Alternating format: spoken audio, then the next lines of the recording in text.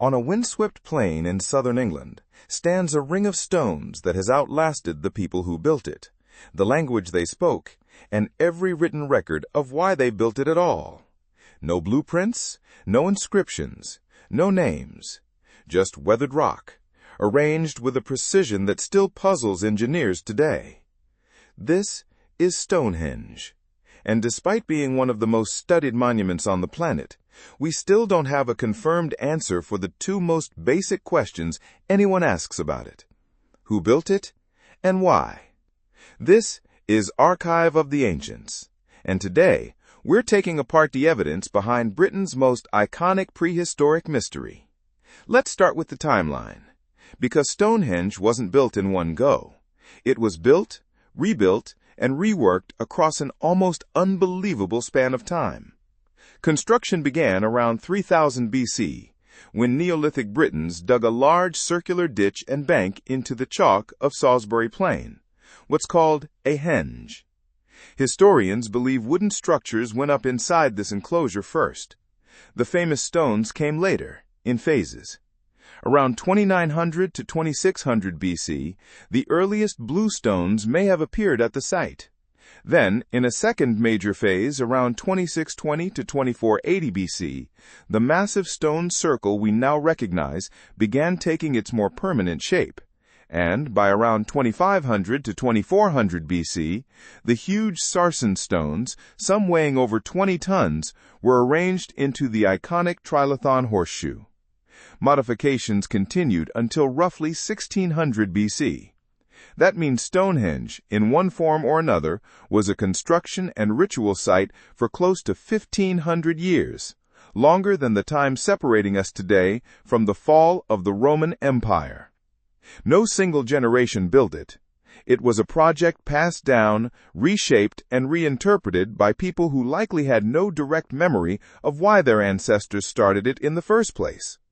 Now here's where the mystery gets genuinely stranger, thanks to a discovery that shook the archaeological world in August 2024. At the heart of Stonehenge lies the altar stone, a 6-ton slab of sandstone. For decades, researchers assumed it came from Wales, like many of Stonehenge's smaller blue stones. But a new geochemical analysis, led by geologist Anthony Clark and published in the journal Nature, examined mineral grains within the stone and found a 95% match with rock from northeast Scotland, specifically the Orcadian Basin, which includes areas around Orkney, Caithness, and Aberdeenshire. That means this single stone was transported at least 700 kilometers. Some estimates put it even further, using nothing but Neolithic technology roughly 5,000 years ago. Researchers have ruled out glacial transport as the likely explanation. There's no evidence of ice flow patterns connecting that part of Scotland to Salisbury Plain. That leaves deliberate human transport, likely combining overland hauling with boat travel along rivers or the coastline. Think about the coordination that requires. Moving a 6-ton stone this distance, over land without wheeled vehicles and by water without modern navigation, implies long-distance social and cultural connections across Britain far more advanced than historians previously gave Neolithic society credit for. As UCL professor Mike Parker Pearson put it, this reveals Stonehenge as an even more remarkable collective achievement than we'd thought. A monument that drew people, materials, and cooperation from across the length of the British Isles. So, who exactly did all this work? Archaeological evidence, including DNA analysis of remains buried near the site, suggests Stonehenge wasn't built by one unified tribe. Early Neolithic farmers, likely descended from populations that had migrated from Anatolia and across Europe, built the first henge. Later phases show genetic and cultural links to Wales, and possibly to groups connected with the Beaker culture, named for their distinctive pottery style, who arrived later in Britain's prehistory. Now, the purpose. This is where things become genuinely unresolved, because Stonehenge's builders left no writing, and every theory has to be reconstructed from physical evidence alone. What we know for certain is that Stonehenge is astronomically aligned. The main axis lines up with the sunrise on the summer solstice and the sunset on the winter solstice. This alignment is deliberate and well documented, which has led some researchers, starting with astronomer Gerald Hawkins in the 1960s, to argue the site functioned as a kind of ancient observatory or calendar, capable of predicting solstices and possibly eclipses. Most contemporary archaeologists view the strongest version of this computer theory skeptically, but the solstice alignment itself is not disputed. There's also strong physical evidence that Stonehenge functioned, at least for part of its history, as a burial ground. Cremated human remains have been found in pits around the monument, some dated to as early as 3000 BC, suggesting the site held funerary or ancestor-related significance long before or alongside its use for anything else. One influential modern theory, proposed by archaeologist Mike Parker Pearson, frames Stonehenge as a monument to the ancestral dead, its permanent stone construction deliberately contrasted with a nearby wooden circle at Durrington Walls believed to represent the world of the living. Under this domain of the dead theory, the journey along the River Avon to Stonehenge symbolized a ritual passage from life into the afterlife. Other researchers, including Timothy Darville and Jeffrey Wainwright, proposed in 2008 that Stonehenge functioned as a healing site, a prehistoric equivalent of a pilgrimage destination like Lourdes, based on evidence of trauma and illness in some nearby burials. However, later analysis of the wider skeletal population found no significant difference in health markers compared to other parts of Britain, which has weakened support for this specific theory. And still other archaeologists, including Colin Renfrew, have argued Stonehenge functioned as a political and social meeting point, a gathering place binding together separate chiefdoms or communities from the surrounding lowlands during a period when Neolithic Britain was undergoing a broader cultural unification. It's also worth putting to rest a few myths that refuse to die.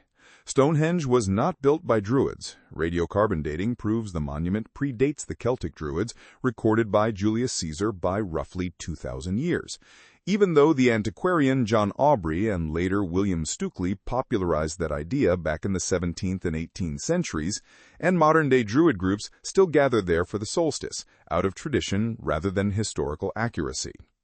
It was also not built by Merlin, despite a popular medieval legend from Geoffrey of Monmouth's 12th century History of the Kings of Britain, which claimed the wizard magically transported the stones from Ireland to serve as a memorial to slain British nobles. And no, it was not built with help from extraterrestrials, a claim popularized by Eric von Doniken's 1968 book Chariots of the Gods, which has been thoroughly rejected by mainstream archaeology and geology alike. Even the glacial transport theory, which once offered a tempting shortcut explanation for how the Blue Stones and the Altar Stone reached Salisbury Plain without human effort, has been increasingly undermined by geological survey work. Researchers have found no clear evidence of ice flow patterns connecting either Wales or northeast Scotland to the Stonehenge landscape, and no signs that southern England was ever glaciated during the relevant period. That leaves human transport, by land and sea, as the explanation best supported by the physical evidence, however difficult that must have been to organize 5,000 years ago. The honest, current scientific position is that Stonehenge was very likely multifunctional, a burial ground, a solstice-aligned ceremonial space, and a unifying gathering point, all layered on top of each other across 1,500 years of continuous reuse and reinterpretation. Trying to pin it to one single purpose may be asking the wrong question entirely, since a monument used for over a millennium almost certainly meant different things to different generations. What we can say with confidence is that the people who built it were not primitive by any measure.